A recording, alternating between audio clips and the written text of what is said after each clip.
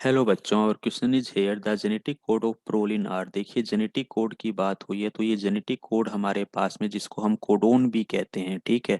ये हमारे पास में ट्रिपलेट न्यूक्लियोटाइड का क्या होता है, कॉम्बिनेशन होता है। अब हम क्या देखते हैं, हमारे पास टोटल 64 टाइप्स के हमारे पास में क्या होते हैं, जेनेटिक कोड होते हैं, जिसे कोडोन भी कहा जाता है।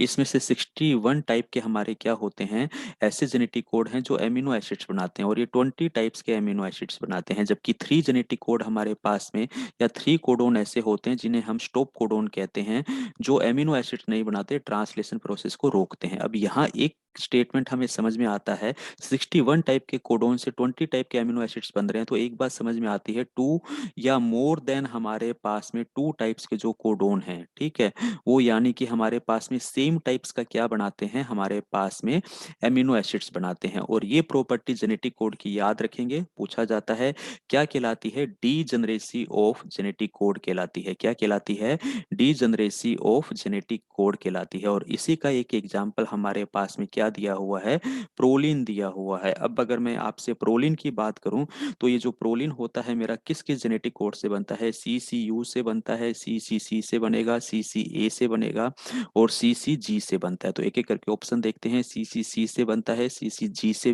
बनता है, सी सी यू से भी बनता है, और याद रखिए सी सी ए से भी बनता है, ठीक है।